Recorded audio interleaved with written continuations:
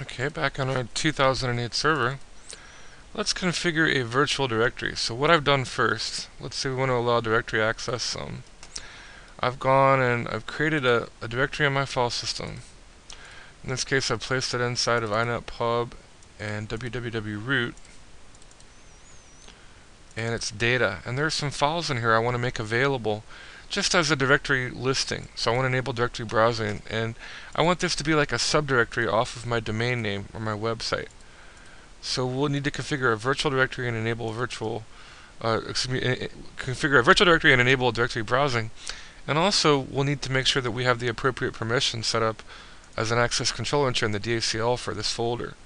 And by inheritance, it should be great. If you look here, you'll notice the IUser account has read permission. And if we need to give any other permission, full control or to modify the permissions, whatever permissions our web service or web page needed, maybe if we're running a script and it needs to write to the file system, that would need to be modified here under this account, IIS IUsers, and we can control the amount of permission, both inherited and whether or not that has write permission or full permission. In this case, we're only going to need read permission. We want to follow the principle of least privilege and don't give more permission than is necessary for good security, but we want read privileges to enable directory browsing on this folder, and this will need to be set up as a virtual directory. So let's go ahead and do that. We've opened up our Internet Information Services management console here. Let's open up here's our default website with our HTML page, and again, if we're going to browse, there's our default web page right there. So what I want to do is create a virtual directory, and I'm going to add a virtual directory, and I'm going to give it this. It doesn't have to be the same name, but I'll give it the same name as the physical file system name. Makes things easier to remember and associate in the administration process.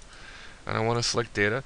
So here's the physical path: C:, inetpub www.root data. But this is all that's going to be. If I type in my website name and then /data, this is how it will be accessed as a virtual directory. I have a couple of other options here. I can connect with a specific user, and I could set the user account and password protect that virtual directory. I'm going to use the application user, which again is that IUser account. And I'll test settings, and should get a green and a warning message authorization. In this case, it's just letting me know, hey, I haven't tested that IUser account. I'm going to go ahead and say OK. When I do, data will appear here under my default website. And what I want to do also is I want to go down here and I want to configure, well actually, before I set up directory browsing, which is right here, notice that it's, actually it was set up. Let me disable that and show you what it looks like, or what it would look like if I did not have directory browsing enabled and I didn't have a default document in that folder, like no index.html or default ASP or something like that. So we'll go ahead and load up our web browser, localhost, and now if I try to go to data, notice it's forbidding me access because there's no default document, and that's just a good security feature. You wouldn't want directory browsing enabled on most of your folders, most of your virtual directories, but occasionally you might want to enable it. In this case, we're not going to put anything in this directory that is sensitive information or that we're afraid for prying eyes to see. So we'll go ahead and turn directory browsing on. I'm going to go over here. I'm just going to click on enable. And when I do that, let me close this or minimize it. Now I'm going to reload that directory. And now you can see, now you can actually browse the files through the web browser. Here's fiddle faddle and horse feathers and poppycock and stuff and other types of files there.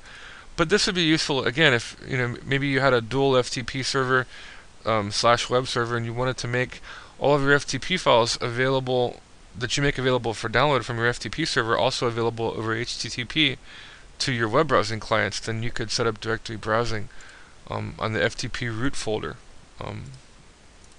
Sometimes that's what it seems like a popular solution that a lot of people do. So there is our website.